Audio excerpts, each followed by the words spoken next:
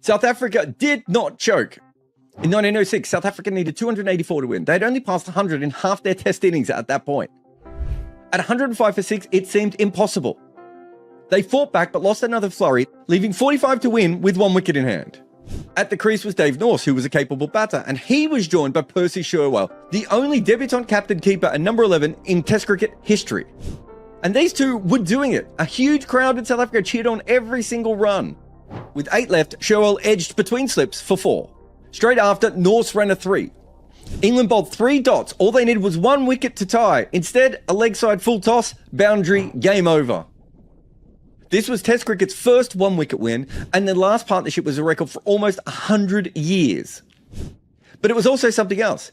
This was the first Test match that South Africa had ever won. Buy my book on Amazon, Overthrowing Cricket's Empire.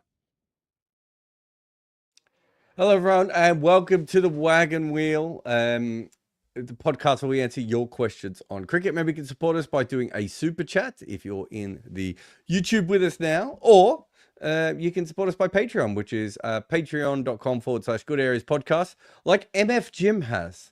And he's asked a question, which is, following on from my Australia versus Ireland question last week, could Ireland or the Dutch or the Scottish position themselves similar to Abu Dhabi or the UAE have as a preparation spot for teams touring England? Or is it getting proper warm-up pitches less of an issue due to counties being more independent from the ECB? Didn't want Wales to be left out of that here. Okay, so the original plan of Irish cricket was to become the New Zealand of modern day cricket. So in the old days, teams would go to New Zealand before a tour to Australia and prepare, or just sometimes it would be tacked on to the end as well. But the idea was, if you're going all that way to Australia, you might as well play New Zealand as well. That was Ireland's big plan. The problem that Ireland have is that putting the facilities together for a game costs them money because they don't actually have a ground, right? Like Malahide is a club ground that they have to build up. So it works a little bit better for the Grange. I think the problem with the Dutch is, I could be wrong, I don't know if this is still the case, but I know some teams have complained about the training facilities and other things involved with that. You've still got to put the players up at 5-star hotels, you know, it's all that sort of stuff that can be a bit of a problem for these smaller places.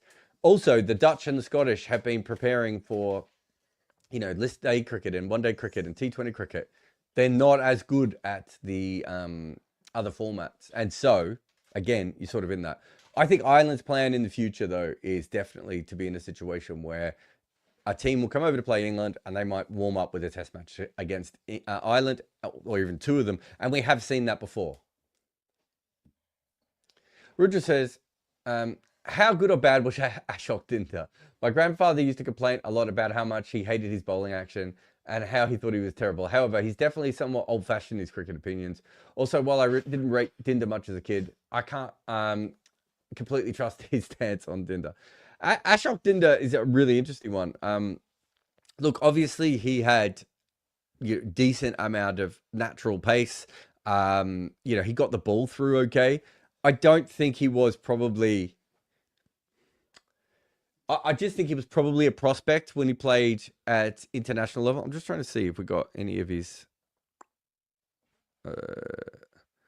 yeah, I was trying to see if we got any of his later records. Where did he end up playing at the end? Was it... so in the IPL, he took 69 wickets at 30 at 8.2. I mean, it's not horrendous. It's a good sort of fringe Indian level bowling talent. But yeah, I just felt that he was one of those players who had the natural tools, but not really... I don't know what his main international or elite skill was going to be, Rudra. Like, I don't know what... He wasn't quite fast enough to be fast. He wasn't particularly accurate. He wasn't particularly skillful. It wasn't always the most repeatable action either. So yeah, it's...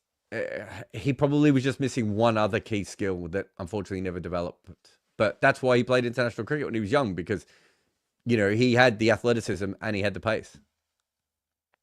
Ben says, Michael Holding's great quote at the start of Deaf and Gentlemen seems relevant at the moment. Do you know if the ICC are worried about the recent events in the BPL in Abu Dhabi, bringing the sport into disrepute? Why aren't we hearing more noise about what they'll do to fix it? So the ICC are obviously aware of my piece on the BPL, and there's been other reporting as well since my piece came out.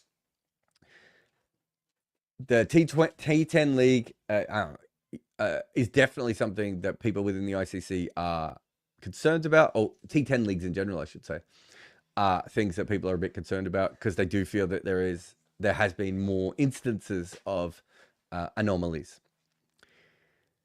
The problem is that the ICC don't actually run either of those leagues. They're not paid to be the people in charge of them, which is also one of the issues, I think, at the moment. I wonder if going ahead, the only way to get one of these leagues is, like, the ICC needs to put a rule on that says if anyone can host a league, here's the way to host the league, but you actually have to have ICC, ACSU staff available on the ground and reporting back. My issue is that, like, some of these players that were played in the BPL and in the T10 are going to go on to play in ICC events later on.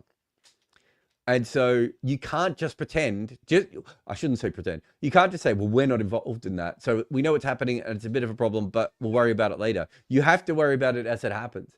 And that's been my issue. And, I've talked to them a bit about this before, of this idea that we're not in charge of that tournament. Doesn't matter. But that kind of comes back, Ben, to the major theme of my last 3 or 4 years of work. The ICC isn't really in charge of cricket. So there's not much they can do to actually change anything here. They're not looking into that. But I am working on a piece that I think can go beyond. I don't think the ICC now should ever be hiding behind the fact that they are not the official agents of, or the official anti-corruption unit of any of these tournaments. And I also don't think that they need to anymore, because it's not like the old days. You don't need someone on the ground the whole time. There are now betting anomalies that we can follow up. We have video, we have statistical things to back it up on. You could say any player in the world the ICC should be able to ban any player in the world. And I've been watching the NBA is really interesting, and what they've been doing of recent times with, I think is it Terry Rozier and obviously Jonte Porter. They are using betting anomalies and weird patterns to confront players. The ICC can do that if it's in a T10 league or if it's in the BPL. There's nothing stopping them. Nicholas says, did England miss a trick with Ed Joyce? As a consistent brilliant county cricketer, a very good but slightly old-fashioned one-day cricketer, and an outright prehistoric T20 cricketer. They only ever picked him in ODIs and T20s. Obviously, it was harder to break into England's test lineup through 2006 to 2012. Players with similar or inferior county records got a lot more opportunity in this era. I think it's crazy that the Dublin-born batter in that era that played 16 tests for England was Owen Morgan, not Ed Joyce. Ed Joyce is really interesting. I played with Ed when he was about 17 or 18 in club cricket in Melbourne. And I've played with other people. I would say I've played with about 10 or 15 younger players who are much more naturally gifted than Ed Joyce and never got anywhere near the top level. His ability to get better, to understand the game, to read situations was really quite special, I think.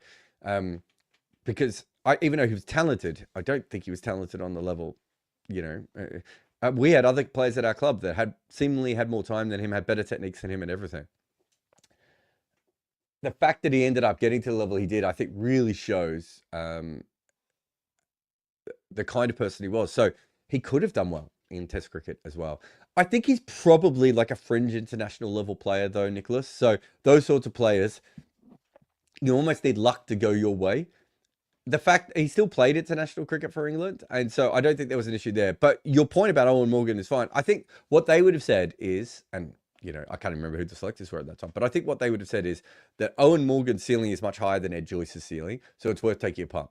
If you go back and have a look at my writing at that time, I was like, Owen Morgan will never make runs in Test cricket. It's impossible with his technique and the way he bats.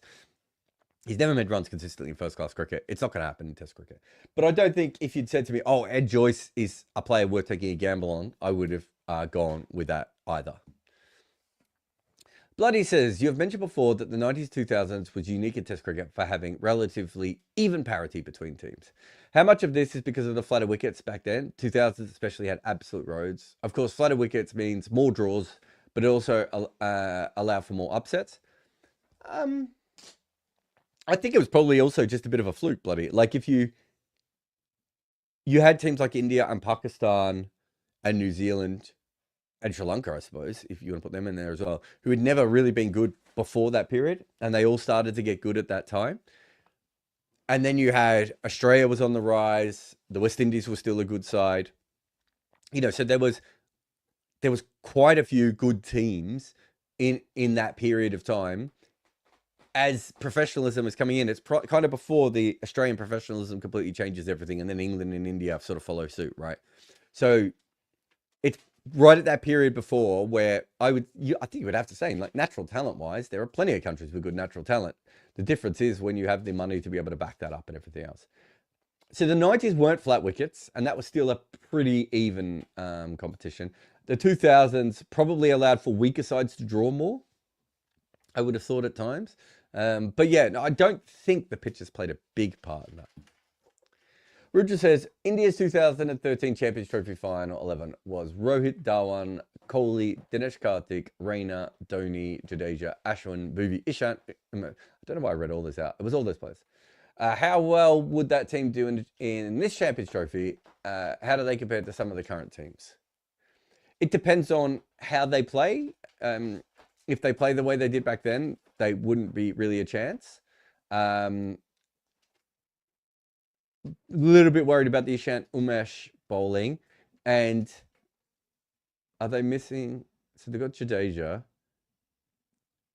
And they've got Ashwin. So they've got 1, 2, 3, 4. Yeah. They don't.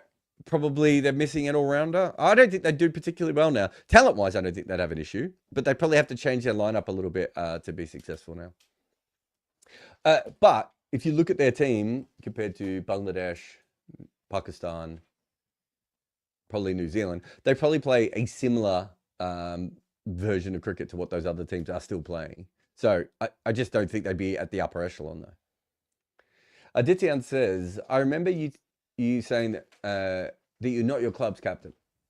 If the team decides to make you play, wouldn't it just make sense to let you captain as well and use your tactical skill?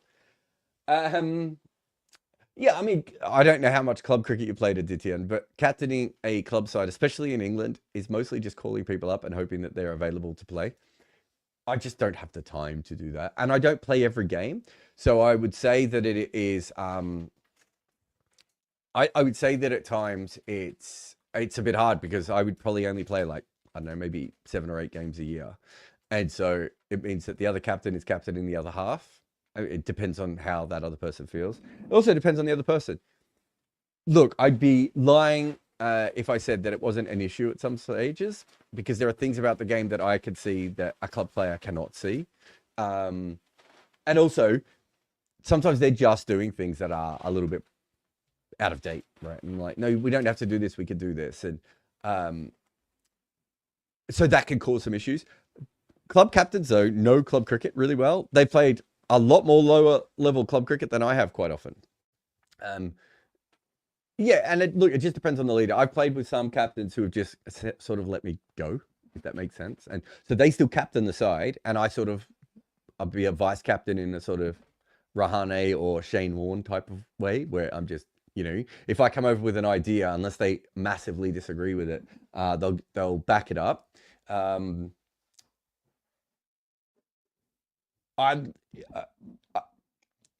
I wouldn't mind, like, maybe one day captaining a side again from beginning to end, but the extra work around it, I just don't know if and especially during cricket season. Like this year, I'll be at like 6 or 7 test matches.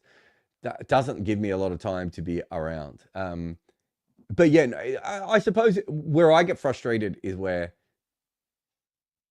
I don't mind them disagreeing with me, but I would prefer that some captains listen to me, and that hasn't been the case. But I had real issues with the captain when I played at Barnes, which is my first club, to the point at which I refused to play in his side anymore. I just said I just want to go down a level. And when I was asked, I just said I can't be in an environment where someone who has played a fraction of the amount of cricket that I've played won't listen to me, right? And it was more about the listening. If he listened and went no, whereas he was just like, he didn't want to be involved in the conversation. And I've certainly had arguments with other captains, at times, again, where it's like, I'll make a really small tweak to the field that doesn't really change anything from their perspective. And they want me to run everything by them. And I'm like, I'm fielding, like, let's say I'm fielding at cover and they're fielding at deep mid wicket. I can't tell them why I'm making that change in the middle of the over because the batter will hear. Right. And I remember there was one in a game last year where I only wanted to change the field by a small amount. And I was trying to do something. And the captain was like, oh, tell me why you're doing it. I'm like, I can't tell you why I'm doing it. Like, because you're too far away. So, you know, there are little things like that. But I mean, that's just part of it. And to be honest, you know, even when I was in official leadership positions, that's just part of cricket. So, you know, I don't think I should ever be the only tactician on the field. And I've played in games of that where they're just like, we're not going to make any decisions because you're out here. And I'm like, well, that's not how it works, right? Like if I'm playing a game with professional cricketers, I'm still going to suggest things to them. And as I said before, club cricketers know club cricket is better, right? So there is an element of all that. Ben says, if when a former player involved in the Sandpaper Gate incident is given enough money by a publisher for a tell-all biography, which confirms, as I think we all assume, that the bowlers, of course, knew about the tampering. Well, Cameron Bancroft has already said that, but yeah, sure. Will it affect the legacy of some pretty great bowlers? Stark, Hazelwood, Cummins, Lyon would all be implicated. Does the impact on their legacy change if they've already retired by that point? There's not a bowler in the world who's not tampered with the ball, especially in the reverse swing era. But even in the era before that, it's just a part of the game. Will it affect their legacy? I suppose. I mean, does it affect Wazim Akram and Waqar Younis's legacy? Does it affect Dale Stein's legacy? Like, do you think Dale Steyn didn't know why the South Africans were always tampering with the ball when he was playing? So I suppose it depends. Look, there are some people that are always looking for that sort of stuff. I think anyone who knows anything about cricket would already knows that these guys were at the very least involved in it. I think they were more than involved in it too. I think from what I've heard on the ground, it was a bowler who was upset that the ball had stopped or wasn't reversing when they had prepared it. And I can't remember the full story, but I think there was some dampness so they had prepared the ball to reverse. Everyone thought it was going to reverse. Then there was a little bit of moisture around. It wasn't reversing. And then he said, we have to get this to reverse. And that's probably why Cameron Bancroft went and did it. Because that's not the way that they were doing it. That's why they weren't getting caught, right? That's the story as I understand it from putting it together from all the different pieces. But yeah, I suppose it changes their legacy. It's funny, isn't it? Like Mike Atherton, Faf du Plessis, does it change their legacy? Like, that's what I mean. There's so many. Vernon Philander was another one. Sachin Tendulkar was charged and found guilty, and I know he ended up being overturned. But I'm sure Sachin Tendulkar tampered with the ball at times. Do you know why? Almost every cricketer I've ever played with has mucked around with the ball at one stage or another. And the only ones who didn't were the ones who didn't know to do it. It's a very normal thing, picking at the seam, keeping one side shiny, roughing up the other side, banging it into the ground. If people start slogging, hammering the ball into the ground. This is just a normal thing that cricketers do. So, you know, perhaps for some people it will change how they think about them. But I already assumed that they were involved in that. And I don't really see, you know, once Cameron Bancroft came out and said it, that's kind of it, isn't it, at that point? Anyway, we'll take a quick break and we'll be back with more on the Wagon Wheel. Cricket media used to be pretty simple. Find your favourite newspaper, head to Cricinfo, and maybe a blog you like. Now just finding the best stories and writing is a huge challenge. You already have a job. You just want to read about cricket. Well, that is what the best of cricket is currently doing. They go out daily to find the newest cricket coverage and the best stories from any publication in the world. And when they can't discover what they want, they also hire some of the best writers to produce their own great stories. You can get the best of cricket via their website or on WhatsApp. They find cricket's best stories and give them to you every day. Ian says, with Dhoni as a very notable exception, why do you think there have been such small number of permanent wicketkeeper captains in international cricket? They would have the best view of what a pitch or any particular bowler is doing, or is it just a workload issue? Partly, and you're not going to be shocked, Ian, when I say this, it comes back to class. Again, wicketkeepers were generally professionals. So there is an element of the class factor in the traditional style of cricket. But there is also a very strong theory in cricket that if you are wicketkeeping, it's such a tired and full-on job when you're in the field that you don't really have the mental space or freshness to be able to make decisions. I think Dhoni has obviously proved that's incorrect, and so have many other captains. We see it in first-class cricket all the time. So we're probably moving beyond it, but I think that's probably a big part of it. It's just that there is that hang on. I mean, I reckon I wrote a piece, 2008, 2009, dispelling this. It just didn't make any sense then, and it doesn't now. So in the future, we'll probably see more bowlers and more keepers, would be my guess. Jane says, this is going to sound insane. Awesome. Good start. But is Kumar Sangakkara possibly underrated as a test batter? He scored 12,000 runs at 57. Both home and away averages are comfortably above 50. Even considering that he played in a batter-friendly era, his career match factor is scarcely believable 1.47. And finally, considering that about 3,000 of his runs were scored as a wicketkeeper, it sure seems we've got a top 5 batter of all time. Why isn't he talked about in the same breath as Tendulkar, Hobbs, Lara? Where's the blemish? One of the issues with Kumar Sangakkara is not his fault.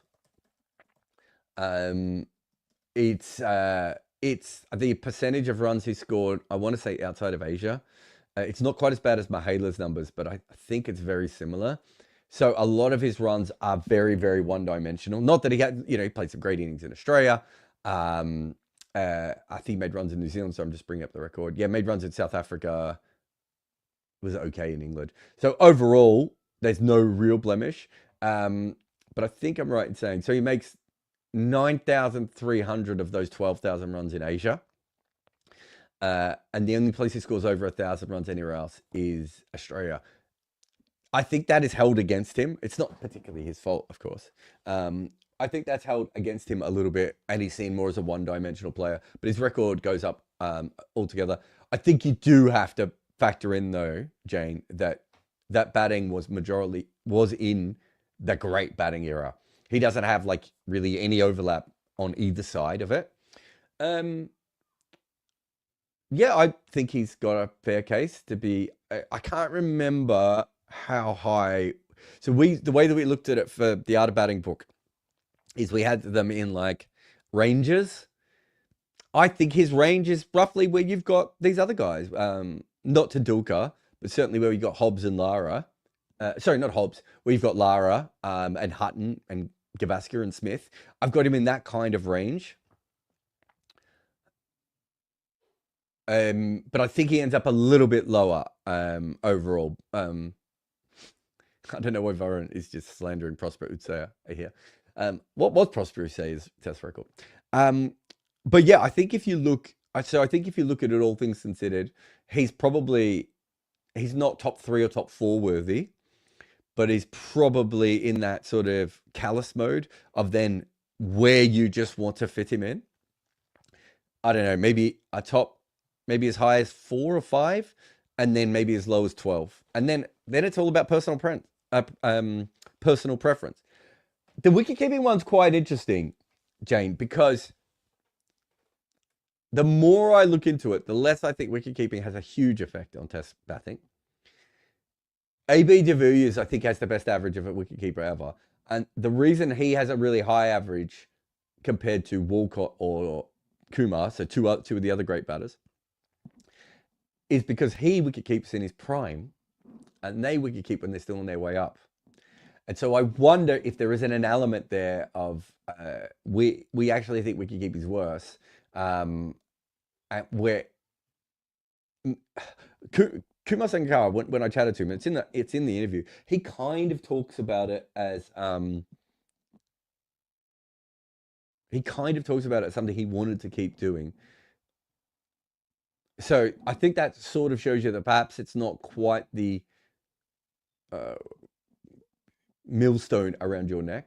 But yeah, I think Kumar's a very good conversation to be had for the top 10 of all time. I'd have to go through all the different notes. But yeah, he's a very good conversation for that. I don't think he's top 3 or top 4 though. I think he's a step below those kinds of other players. MF Jim says, who should be swapped out for... actually, just one last thing on the Kumar thing. So at a certain point, right, you also have to say who he's better than. I don't think you can make a claim that he's had a better career than Tendulkar or Hobbs. Kumar himself talked about how Lara was a better player than him. And Lara had skills that Kumar didn't have. I'm not saying that makes it automatic. But when you say, where's the blemish? It's not about blemish. Guys in the top 10 don't really have blemishes, right? Like, that's why they're in the top 10. And so it's easy to go, like, that was the thing with Ricky Ponting the other day. It's like, oh, Josh Ellis is underrated. Okay, so who would you have him above on the list? And when you start to talk to the guys, they start to push Callis and Kumar down a little bit, right? And I'm talking about how the top batters talk about these players. So, again, I don't think that means either of them are not great. It just means that there's probably, I'd have to go back in our list. You can make a claim that there's probably between 14 and 18 kind of all-time great batters. And these are indisputable. And then there's about another, I think it's another 19 or 20 that are obviously, again, great batters without any questions, right? They might have issues within they might have some blemishes, but they're still great batters, unquestionably. So you have 20 people or 18 people right at the top, and then another 20 below them at that sort of top level who are automatically great. And it would be very hard to argue against any of those players as greats. But where you put them does come down to what you rate higher and everything else. And it's easy to say, look at Kumar Sangakkara, what a record he had, and then look at Herbert Sutcliffe and say the exact same thing. And that's the issue, I think, that you start to get to. You're nitpicking between levels of greatness, and they're both great. MF Jim says, who should be swapped out for Sri Lanka at the Champions Trophy, Australia or England? England. That's easy. Rob says, I phrased my question on no balls last week poorly. Trying again. To reduce the risk of a no ball, why don't coaches insist that bowlers land with their front foot further back, i.e. have their toes behind the crease, rather than the heel in the crease? The risk and penalties of a no ball seems higher than bowling a very slightly slower delivery. It's not as simple as that. I've seen people involved with long jump try and fix no balls before, and it's not as simple as that. In fact, my dad always had a theory, and he didn't bowl a lot of no balls, that if he was bowling no balls, he would actually make his run up shorter. And he would make his run up shorter by about a foot, because that would change his stride pattern. And by changing his stride pattern, he would usually just come behind the line naturally. And I know there are some test bowlers who think the exact same thing as my old man. So it's not as random a theory as you might think. Most people obviously move it back. The problem is in either direction, once you're changing your stride pattern, Rob, I should say, once you're changing your normal run-up, you are changing your stride pattern one way or another. And you naturally fill it in. And so I don't think it's as simple. No, it's not as simple as you think to be able to do that automatically. Now, should fast bowlers be more like long jumpers and be able to do that? Sure. But long jumpers actually still go massively over the line sometimes, right? And so I do think there is an element of, it is very hard. If I told you, Rob, to take 10 paces right now, and then I put a blindfold around your head and told you to take another 10 paces, you're probably not going to be in the exact same position. And I suppose that's the thing that is hard to overcome. Now, there might be disciplines in other places outside of long jump that cricket can look, but that's the one that I've heard of the most.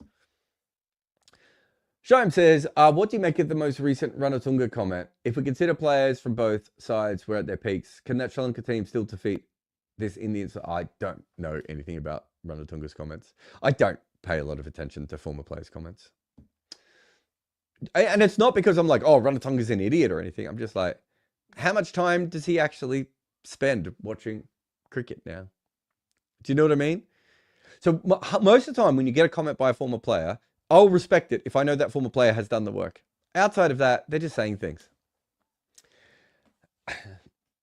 Adityan says, can you talk more about Morgan's funky fields for Plunkett? Why was it different from the traditional umbrella field that everyone sets for short pitch bowling?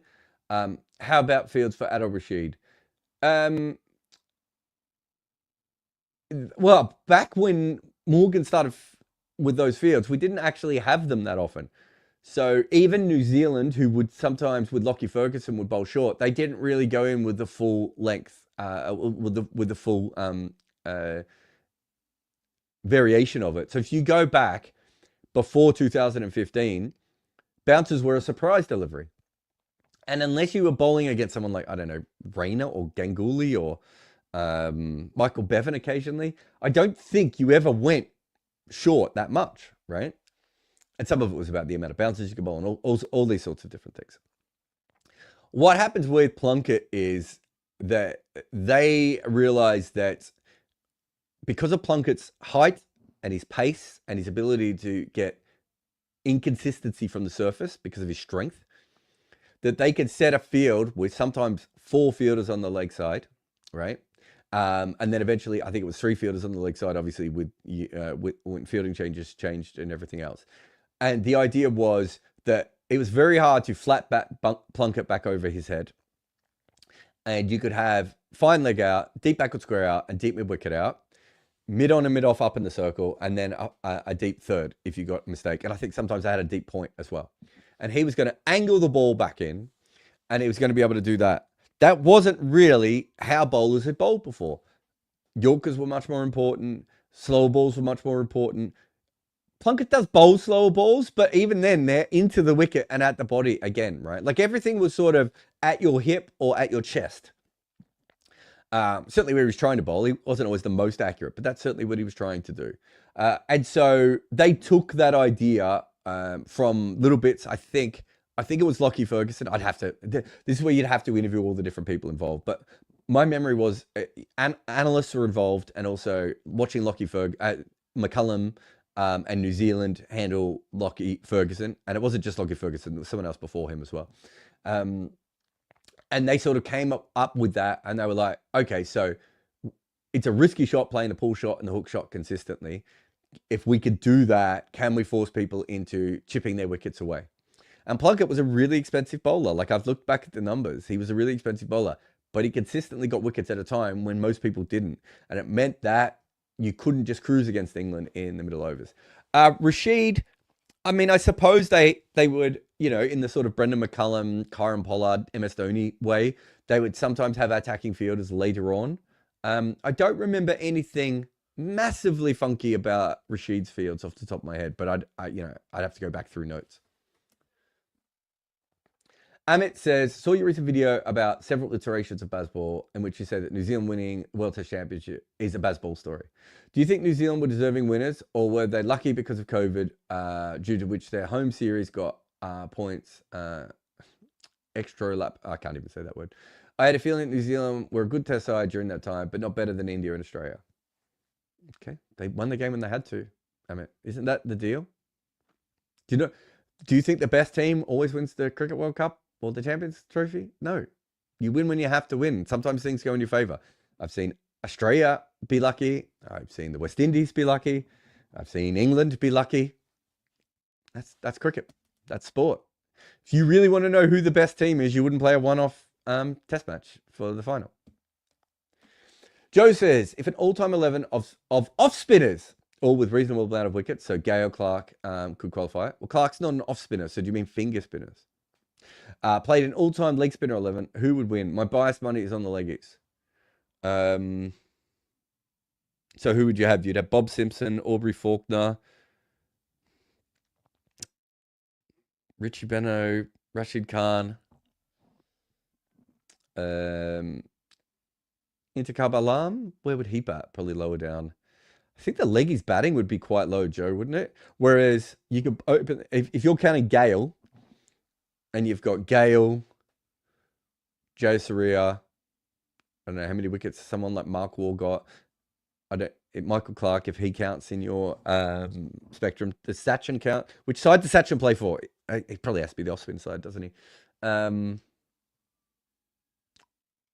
Hooper, Root. Feels to me like it would be the off-spinners over the leg spinners. But that's a great question. I think I'd have to go into it quite a bit. MF Jim says, can we get a post-championship trophy rant? This feels like the most nothing tournament off the back of so many World Cups. Yeah, I think the issue with the Champions Trophy is there are ways to make it better, and there are ways for it to work. I don't think ignoring it and forgetting you have it is a good start. So there are clear issues within the tournament, but it could work. But if you're playing so many other tournaments, and it's not just men's cricket anymore, it's women's cricket. Like the WPL is on now, but also there's a Women's World Cup this year. There's so much cricket on now that everything feels a little bit devalued. And so a tournament that is already devalued, worse, even worse. Let's have another quick break here on the Wagon Wheel. And coming up next are more of your questions. NVPlay helped me make this content. For detailed performance breakdowns of your game using technology and data, contact them today. Hit Wicket is the cricket game backed by Harsha Bogle and me, so you know it's full of nerd energy. This strategic cricket game isn't just about frantic tapping. You make decisions based on how cricket actually works. You've got to set a batter up, right? And you can't hit a six from the first ball. Hit Wicket knows all that, and they made a game that makes it work with a few gaming twists in there as well. So play, build, and manage your team, because you are the batter, the bowler, the coach, the selector. I mean, you're basically everything in this game, right? And there's no ads on Hit Wicket. So download it for free for mobile and unleash your inner cricket legend. All right, welcome back. Didier said, where would you play Sachin and Steve Smith in the all-time problem solvers list? Is there any chance that Smith gets above Tendulkar, even though his overall batting is not at the Tendulkar level? I think his overall batting is at the Tendulkar level. I just don't think his career is at that Tendulkar level. I think they're both pretty high. Partly just because of the way their careers have worked as well. Maybe there are other players who we would have similarly high, but played... Like, I wonder where Kumar would be. To go back to the question from before, weirdly enough. Because I think Kumar is I think that was one of Kumar's big skills as well.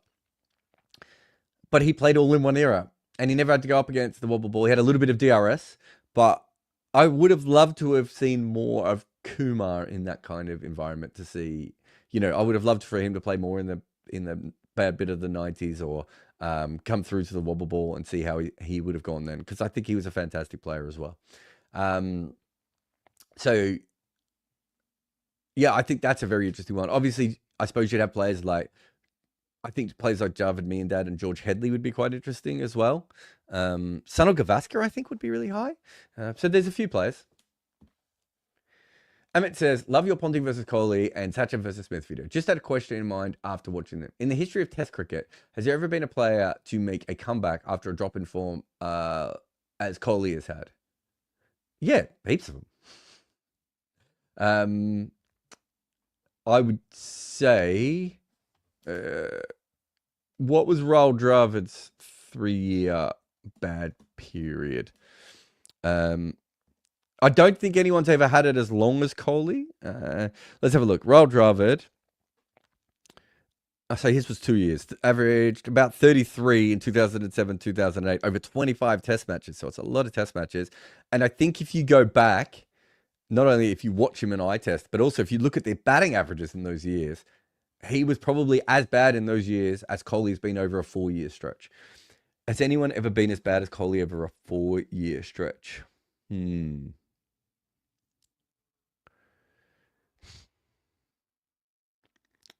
I suppose it wasn't in a row though with Kohli. I was about to say, no, I don't think anyone could have done it 4 years in a row. But I don't think Kohli's is 4 years in a row because he has one good year in the middle. I think if you go back through the history of cricket, you will find more players with as many bad years as Kohli that are still great. I don't think you will see them stacked up in the same way. And then but where do you fit the 1 year where he did make runs in that, Amit? Which I think people have just completely ignored now, right? So let's say he had the 3 bad years of, wait, let me look up his numbers in front of me. It's easier to do it here. And doing it with years is not perfect, but yeah, it would be better to do it in rolling 5 test averages or whatever. But we'll do it for years for now. So he averages 19 in 3 tests in 2020. So that's really nothing. He averages 28. So let's call that 26 or 25 over 1 year. He then averages 26 again. So 26 over 2 years. He then averages 55 And he then averages 25. Oh, 24.5 again. So that's pretty common. What's not common is the low averages, or not as common. But remember that not all the players, like when Jarrod Dravid went through his dip, it was at a time where everyone was making more runs. So, Ricky Ponting's dip was when everyone was making more runs. Whereas I think, is it Martin Crowe?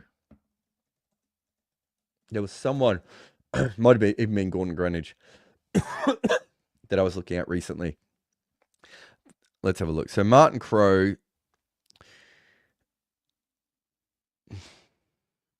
yeah, his dip's not too bad. Maybe it was Gordon Greenidge.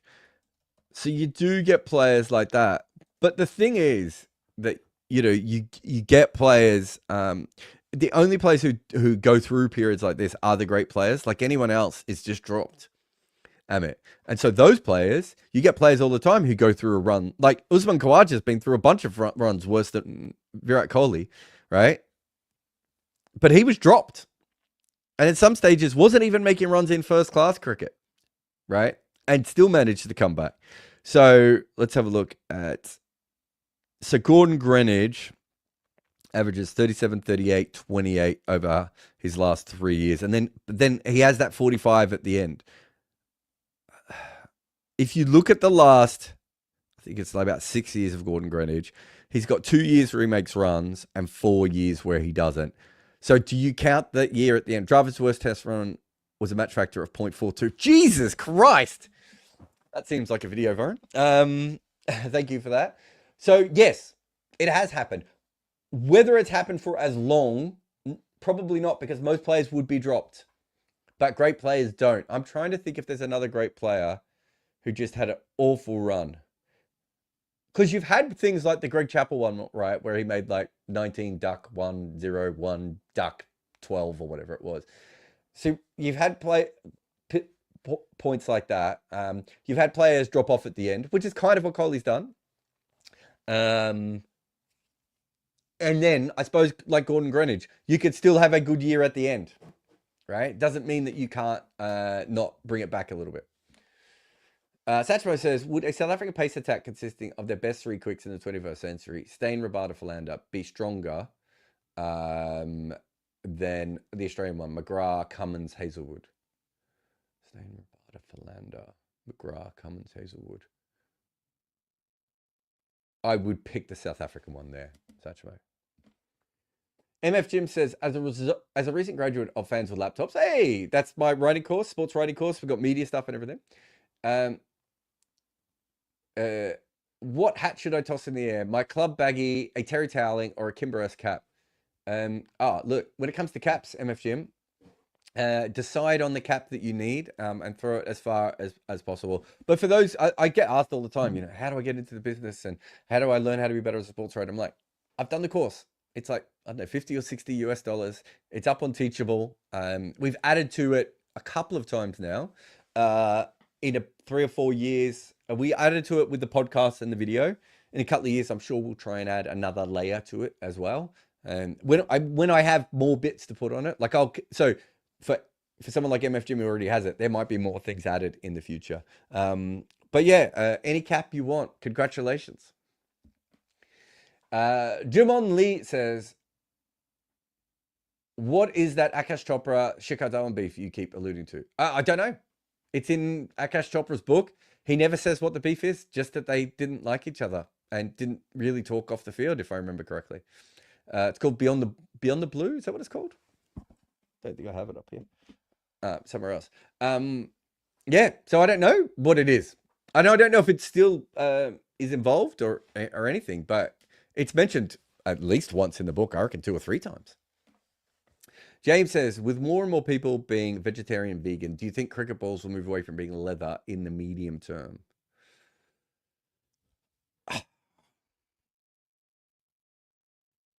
I don't know if they'll be leather forever. In the same way, we're not always going to play on grass pitches, are we? Like, we're already moving towards synthetics there.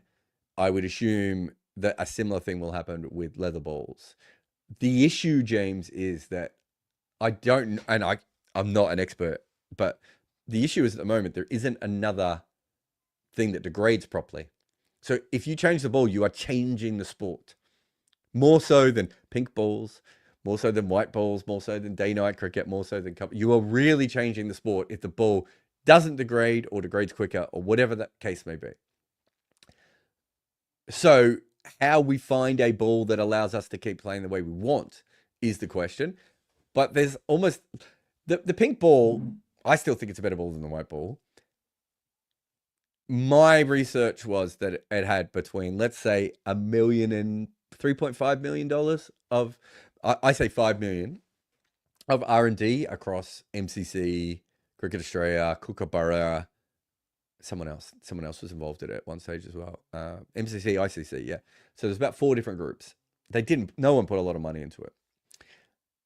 And that is a potential $1 billion investment when you think about the future of Test cricket, and also making I think the pink ball's better than the white ball. As in full cricket going ahead. And it took them decades to get to that level.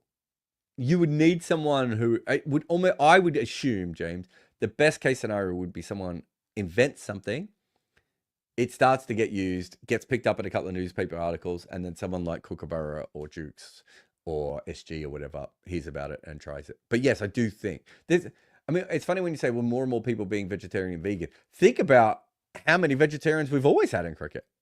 It's kind of interesting, or as I should say vegans specifically, it's kind of interesting that we haven't got there already. Rob says, what is your tier ranking for Morne Morkel as a player? 309 wickets at 27 is very good, but I feel like he could have achieved more. But perhaps the old commentators corrupting my opinion will always go on about him not pitching the ball up. Tall bowlers quite often, Rob, don't pitch the ball up because when they pitch the ball up, it's a bit floaty. It's actually very hard for tall bowlers to pitch the ball up. It's why Kyle Jamieson's so special, because he has that ability where a lot of tall bowlers don't. He's not like top 50 of all time or anything, Morne Morkel. Definitely a South African great without any question. And on his day was as good as anyone. But I think it's probably fair he did not get the most out of himself as a player. I find it fascinating that he's gone on to be a coach. And I don't know what kind of level of coach he is, but just because he was not, him and his brother were both accused of being natural talents who didn't quite fulfill it, weren't always the most thinking cricketers, and yet both of them have gone on to be pretty successful coaches, I think, at times. So I find that really fascinating. Does that mean we were underestimating them or anyone else? I'm the person who once said that no matter what happens, Morne Morkel takes 4 for 80, whether he bowls good or he bowls poorly. And I think having those kinds of gifts, he really should have, and at bowling in South Africa, he probably should have ended up with a bowling average of 22, 23, right? So where do you rate him compared to who's got a bowling average of 27? Mitchell Starc, right? Where do you rate him against someone like that? Or where, I'm trying to think of who else. There wouldn't be that many bowlers with Broad's a bit different again. Varun, it's a good call, but because Broad's in a different category because of the 4 million wickets. But I wonder where you would rate Morne compared to, and this is where I think it's kind of unfair on him. Just trying to find another bowler with a similar kind of record. So test bowlers with around 200. So you got Shami, Morkel, Starc, Wagner. Okay, so you got Wagner, right? I think we can all agree that Wagner got absolutely the most out of himself. Step by step. And we can probably agree that Morne Morkel just naturally should have had a much better record than someone like Neil Wagner, right? But when it comes down to it, does that mean that Wagner is a better bowler than Morne Morkel? Like, are we being unfair to Morne Morkel? He's still taken 300 wickets at 27, right? And that goes back to the Kumar conversation before of how you work these sorts of people out and how you rate them. A lot of it comes down to you. If you were picking a game tomorrow, and they're both very good first change bowlers, by the way. If you're picking a game tomorrow, you'd probably still pick Morne Morkel 9 times out of 10 ahead of Wagner, right? But Neil Wagner's ended up with the same record as him. So does that mean he's the better player for getting absolutely everything out of himself to get himself to that record? Or does it mean that Morne Morkel is poorly treated or better treated?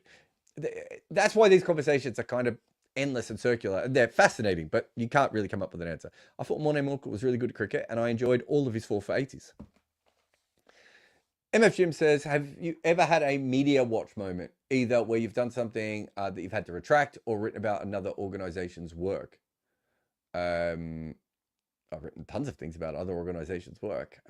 When I came into, I had a very bad reputation within some cricket media. I think it was within Australia when I started, because I would write about cricket journalists and point out mistakes that they made. And they were really, it was not the done thing. It was not what you did at the time. And it's a small community. I kind of understand why they went that way. My thinking was, why is it fair for us to say this cricketer's made a mistake, but not to say this cricket writer's made a mistake? And aren't we trying to get better as a community? But it didn't always go down well early on. So there were plenty of issues, I think, with that. You know, some of those journalists I'm friends with now, right? And some of them I'll never be friends with. And I think that's fair. Some of the former players don't like me criticizing their comments as well, or, you know, pointing out the logical fallacies within them or the factual fallacies within them. I'm kind of going to say what I say. Like, I suppose my career would be better if I had more of a filter, but I don't. And I kind of try and do that. As far as retract anything, I've never had a piece retracted. I've never had a piece deleted that I'm aware of. I might have deleted pieces on Cricket with Balls, but I don't think it was for they were being factually incorrect. I could be wrong, but I can't remember any. There was probably other reasons. I don't remember anything coming down from Cricinfo. We've had stuff on the video site where they're like, sometimes we'll put up a short video, and that short, the clip that we've taken, the rest of the video is right, but the clip, maybe more information has come up. So we've occasionally had to delete stuff because of stuff there. So I suppose that's a form of retraction. I remember writing a piece about Irish cricket. It was like 8,000 words.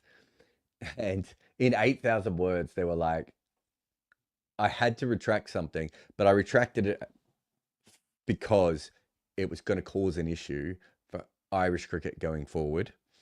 But it came up and it looked like a retraction. And then there was something else that I'd written that I'd gotten backwards. So there were two mistakes. And I remember this guy going to town on me, and I was like, it's an 8,000 word piece in a normal 8,000 word piece, especially sports writing, where, you know, it's not like you go through a huge editorial process and you don't have fact checkers working on it. It's not like Americans writing or anything. You're going to have one or two small errors quite regularly. So and I think if you look at our videos, occasionally there are mistakes in those and little things. But I don't do full-blown news that often, and all of my news stuff is right. The only thing I would say is that sometimes you get things where you are right, but then new information comes to light afterwards, which kind of makes your piece less important.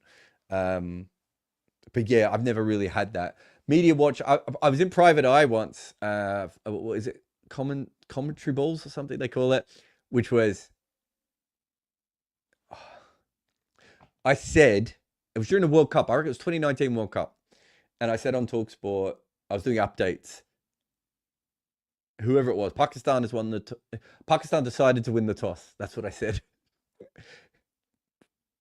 Not my best moment, but I misspeak all the time. So there's probably heaps of those, but I don't know how much Private Eye have ever been involved. And for those that don't know, Media Watch is a really big show in Australia, which is a brilliant show if you want to learn about Australian culture. And you can learn about it via journalism, which is very, very interesting. But yeah, I can't think of anything.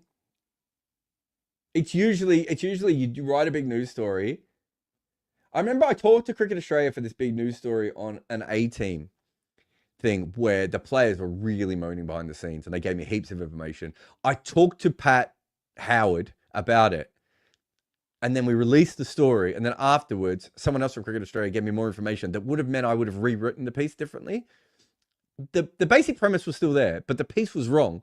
And I did say, well, I got this information from you guys. And so you get that quite a bit.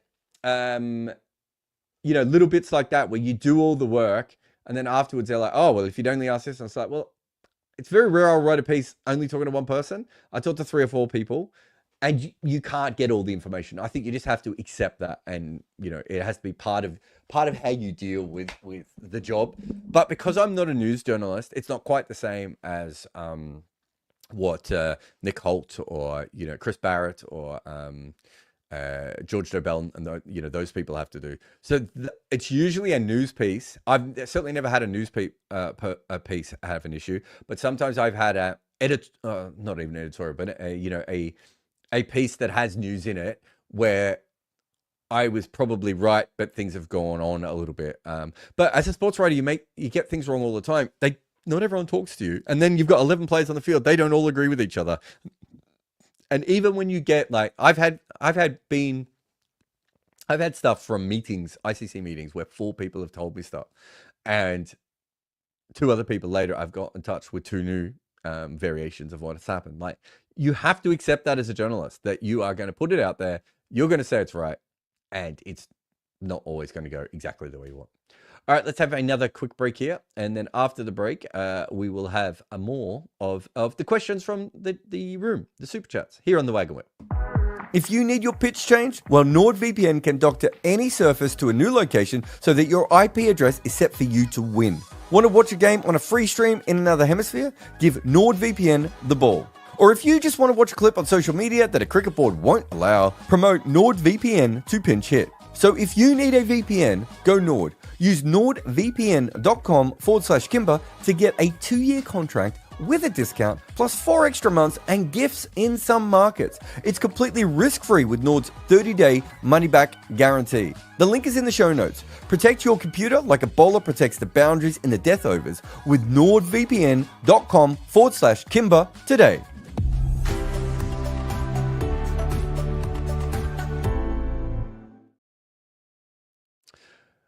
Welcome back.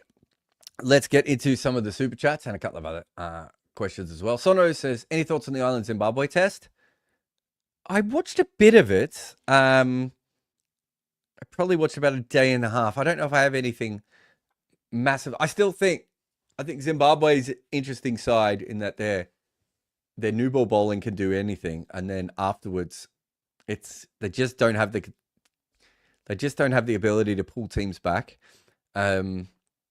I thought Ireland did some very, very... I thought Ireland took advantage of a couple of moments, but Ireland, again, is a team that doesn't really have a killer punch. So was it I know it was Blessing Muzarambani, but who was he batting with? The other guy, when they put on that huge last wicket partnership. And it was like, they just don't have weapons. And so they can put themselves in good positions, but they let teams back in. And that's what happened. Zimbabwe just kept coming back, right? Until they almost stole a game.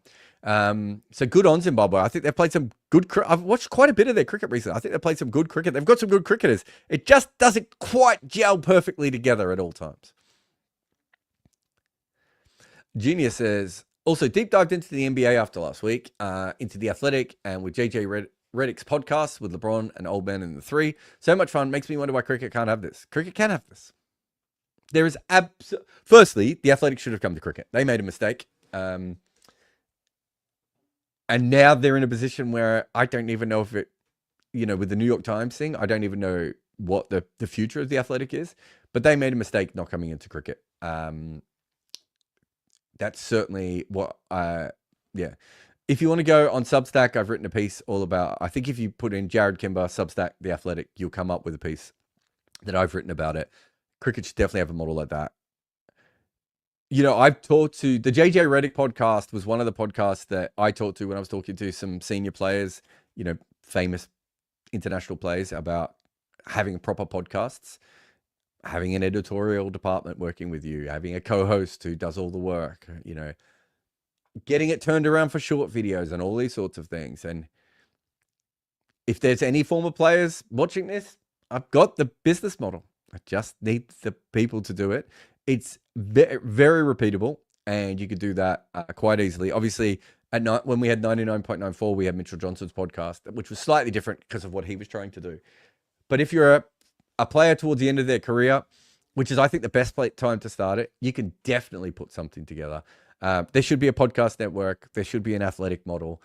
There should be far more and better cricket coverage. And where, as cricket fans, we don't have as great a coverage as we should.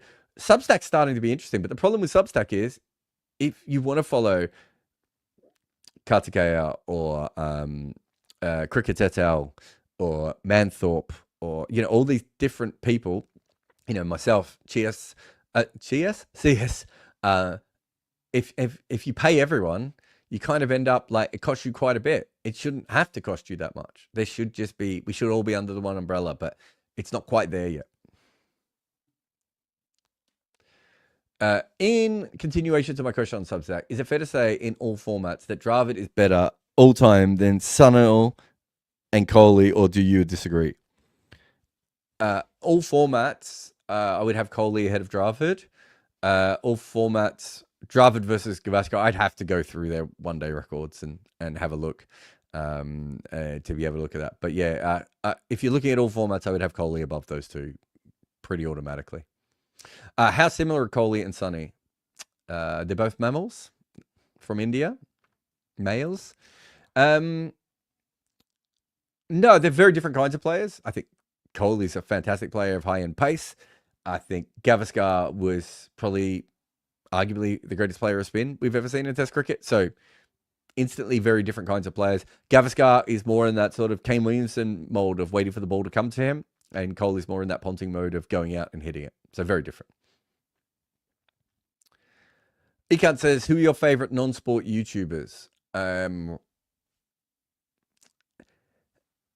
don't know if I have any. I did for a while, especially when I was trying to work out, how to make our video essays better. I did follow some. I think there was a guy that did something on, I think it was on airlines. Maybe it was on planes.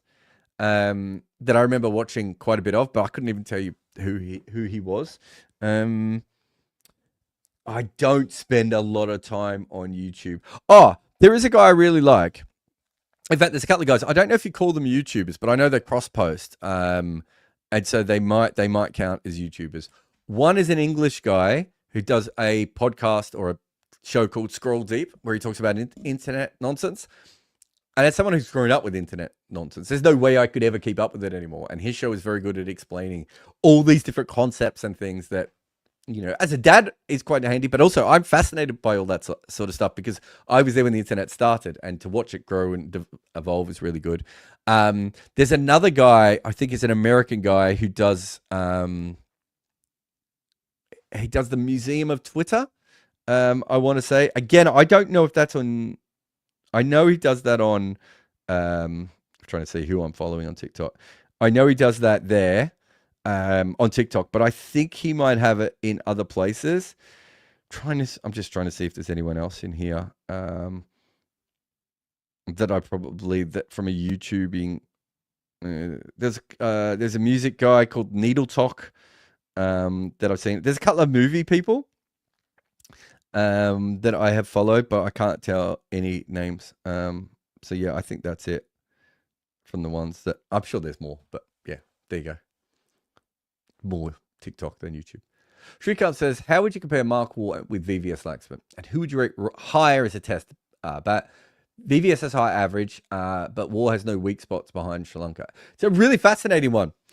We talked to Mark Waugh quite a bit for our book, and the more research I did on him, the more I realized that he's probably not a top 50 great batter of all time, but he was a great batter, right? So he's probably, again, in that weird 50 to 75 mark. Him and David Boone are quite interesting because they were so reliable for their teams, and their teams were really, really good. And yet, because they didn't end up with a high average, they've kind of been pushed down a little bit. I think the difference between VVS and Mark Waugh is that when VVS was on top, he just kept going, right? Whereas I think if you look at Mark Waugh, and he was really honest about this when we were chatting about it, he just got bored. And so I think VVS's issue is that he got bored waiting to bat, especially behind guys who'd all made runs, and he didn't feel the inspiration. Whereas I think Mark Waugh would feel bored during his innings. I've done my job. Where 250 for 2. Now I'm going to just try and hit some 4s and 6s, or I'm going to, chip a couple and head off. And that is a skill that, and both of them, sometimes you have to bat down the order and sometimes you have to keep batting on. And so I think you have to mark them down for that. But you also have to understand that a normal player with an average of 42 or 44 isn't anywhere near Mark Waugh or VVS Laxman's level. Like, what would Faf du Plessis average? Somewhere around that? Faf was a really good, solid test batter. He isn't Mark Waugh or VVS Laxman. He's not even close to those two, right? So I think you need to keep that in mind when you're talking about players like that. Who would I rate higher? I suppose, and I'd have to go back, maybe Varun's probably quickly looking this up. I wonder if VVS, part of his runs is in the 2000s when the wickets were a bit flatter, whereas Mark Waugh had basically was probably done by the time the wickets got flatter, would be my guess. So Mark Waugh probably had to play in more spicier wickets consistently. Yeah, so Mark Waugh is at 1.14 and VVS is at 1.08. I think that's kind of how I would rate them. We looked at VVS more for the book than we did at Mark Waugh. But part of that is because Mark Waugh didn't go on to dominate and get those. Like with VVS, I think you have, 2, 3, whatever it is, innings that are probably in the top 50 best innings ever played, right? The one innings I can think of Mark Waugh's is, I think it was Port Elizabeth, when he makes 100 in Australia in the 4th innings, I want to say. I was definitely in South Africa. I don't know if that goes down as one of the greatest innings of all time, but I remember that as a fantastic innings from Mark Waugh, that whereas most of his other innings, he would make 100 and he would kind of change the direction of the game. But then his brother would make 100 later, or Alan Border would make 100 later, or Adam Gilchrist would. Do you know what I mean? And so you don't remember them in the same way. Whereas in VVS Laxman's case, he just continues to bat, right? Like he continued to go all the way through. So I do think there's some issues with that. But it's why these things are so tough. And Mark Waugh was probably one of the players that I was looking at. As what would you say? As someone who was legitimately a player whose average didn't quite. So I would probably have Mark Waugh, VVS Laxman, Aravinda De Silva. I'm trying to think of some others. Players who I think we know are better than what their overall averages are and where they've ended up. But at the same time, I don't know if that overcomes the fact that other players just made more runs than them consistently. So the test match I'm looking for is Australia was chasing 270 in Burqa in a low-scoring game. So no one had scored over 209 runs in the game at this stage, and Australia were chasing 270. And second top score for Australia was Matthew Elliott with 44, and Mark Waugh made 118. That is probably the best I ever saw him bat. And it was, but again, classic Mark Waugh. He goes out just before the end of the game when he doesn't get his victory shot. And again, those test matches, in those days, people didn't, especially in Australia, didn't watch touring games as much as they do now. Cable TV wasn't that big. So that for me was just a phenomenal innings. And I remember that really, really well. And, whereas VVS has a bunch of those. So again, it just depends on where you come in. But yeah, him, Aravinda, VVS, Gower maybe is another one that you put up on there. I think Gower's record is actually really good. But again, it probably doesn't average quite the average that you would need it to be. Maybe not Martin Crowe. He's probably seen as a little bit higher than them. But David Boone would be another one.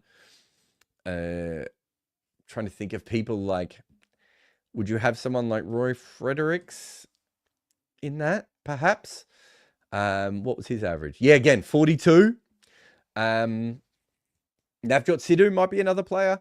These guys are probably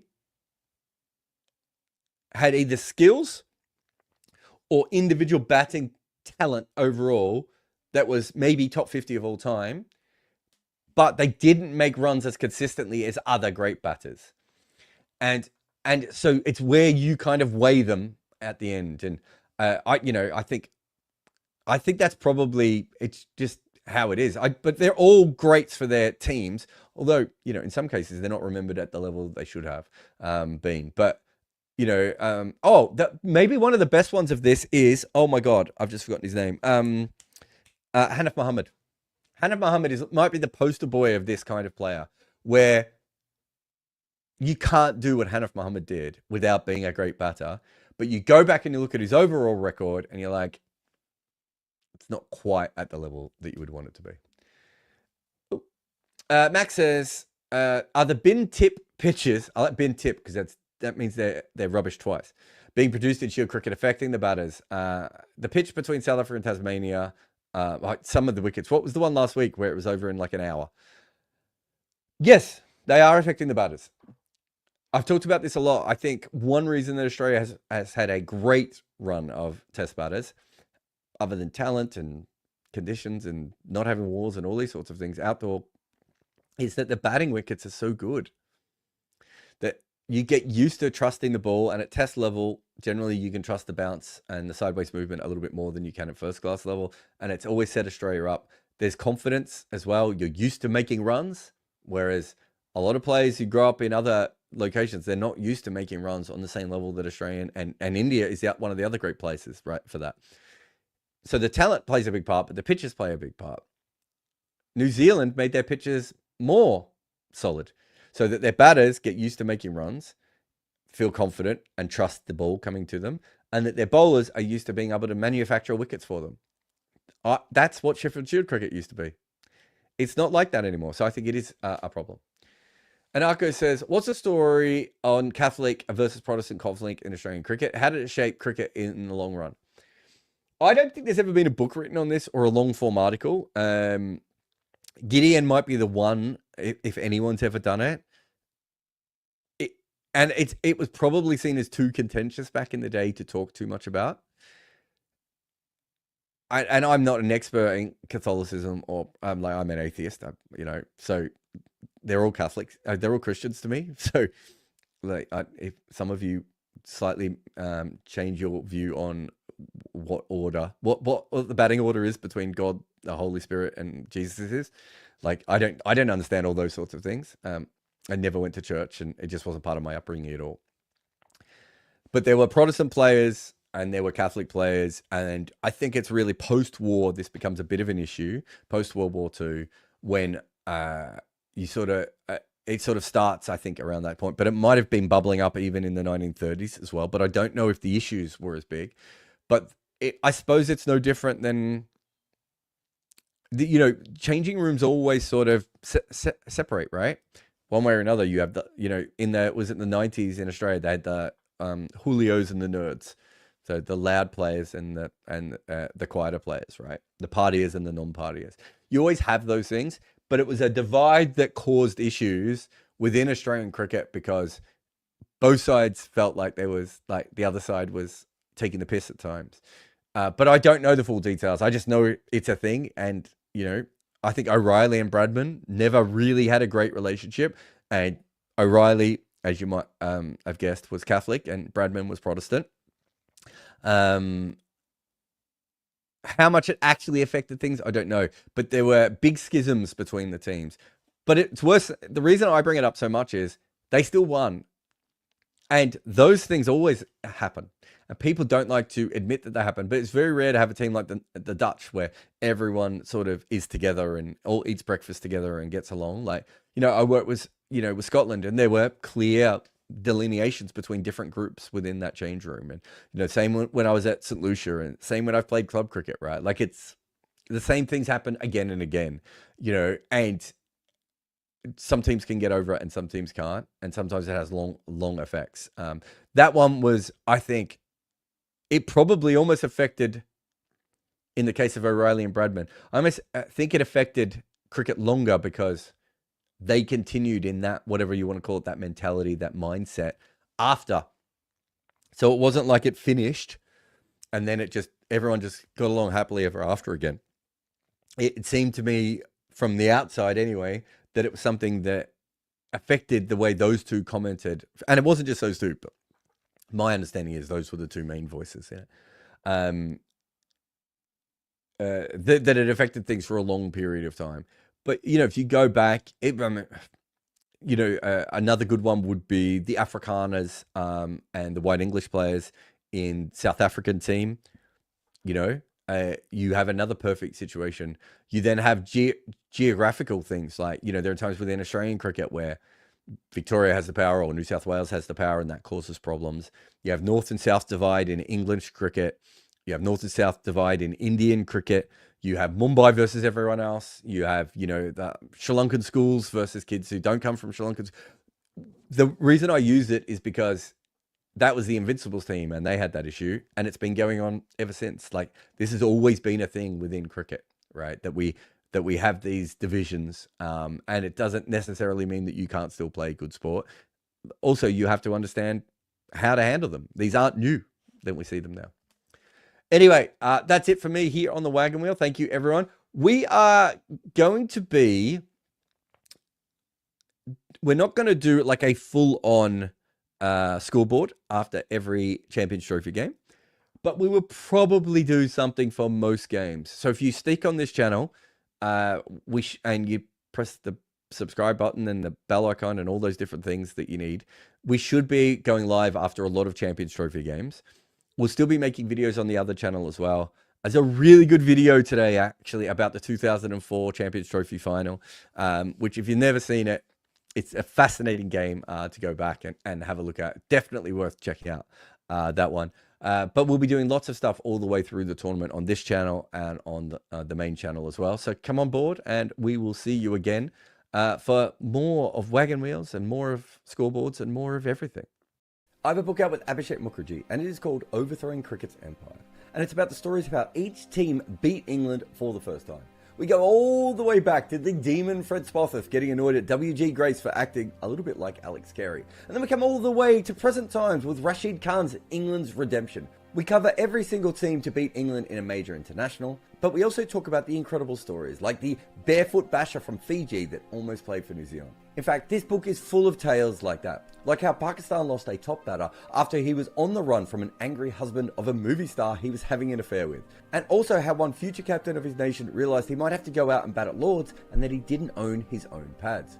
Cricket was used as a tool by the Empire, but what happens when those nations grow up and get good at it? Find Overthrowing Cricket's Empire on Amazon today.